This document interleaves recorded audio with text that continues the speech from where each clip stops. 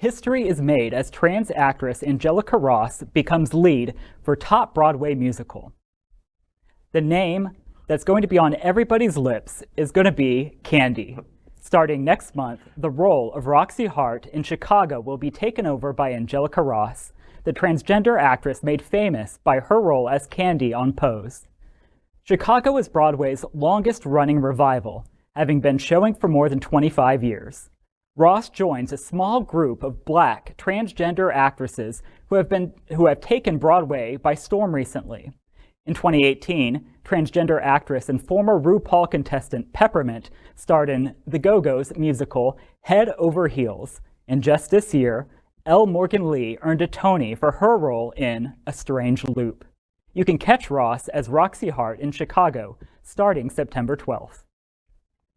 Wonderful. This is great. I loved her in Pose. I would love to get to New York to see it. Oh, wow. What about is there historical significance here? Is this a big deal, or it's like, no? I think absolutely. It raises visibility for transgender people, for people of color, and in particular transgender people of color, especially since our society, by and large, ignores violence and crime committed against transgender people of color across the United States. Yes. And also, I think, again, it's the mainstreaming of the trans community where, you can imagine if you did a survey at the end of this show to ask people, they would have no idea that a transgender actress was even playing Roxie Hart. They're probably just happy that it wasn't a Real Housewife. So, I mean, I think this is amazing. I think, again, it's both groundbreaking, but also where you will have people that just are getting to experience a transgender person in some capacity they may have never been able to in the past. Yeah. So I'm interested to see if it sells tickets or if it stimulates protests and how it plays out on the streets of New York.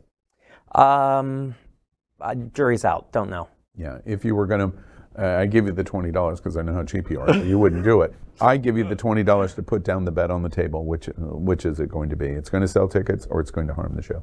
I think it will initially sell lots of tickets. Yeah. Because I think supporters will go out and definitely see the show. It's a fantastic show. So anyone who would want to see it is going to go see it too. My reaction to this news is sadness and joy, both. The joy is that Chicago and the producers, and Broadway is incredibly expensive. They can't take a risk. The reason I ask you on your bet is they can't take that risk. It's too expensive to put on a show for political reasons or for, the history here is not at play in their decision making. They've chosen somebody that can carry the show as the lead. And that is what the news is. And I think that's fantastic.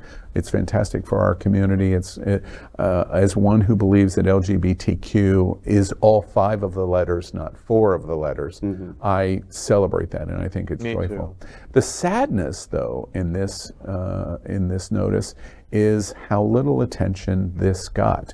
And how little attention this got is not the ticket buyer or people in New York that says, oh, here's the history or historic nature of this. The sadness is how little attention it got in our own LGBTQ community.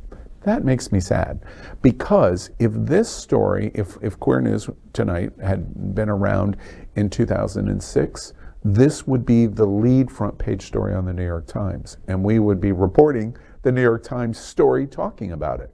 Today, in August of 2022, it's And that makes me sad, because when we have these historic triumphs in our community, the first place that should be exuberant on those historic triumphs is our own community. See, Al, I think that you and me should take the Happening Out crew up there and broadcast live. Broadcast it live. Opening night, see it. All expenses paid, of course, by the network. Of course. Or no, well, by Al personally. Oh, now it's to me. Yeah. It's very exciting news. LGBTQ community, when you see moments like this, you should be taking the celebration of all of us, celebrating her being able to be the first trans lead, and we should celebrate the movement that America is making, because that's how we defeat the crazy gaslighters at the other end of the spectrum. Absolutely right. LGBTQ plus news is vital for our community and for the broader world as a whole. We have enough enemies at Fox News. Tucker, Sean, and Lara are loud. We need passionate allies. Happening Out Television Network, Queer News Tonight, and It's Happening Out are literally out of the closet and into the headlines. Our community needs your support. Like this broadcast and subscribe now to ensure the growth of the entire LGBTQ plus community.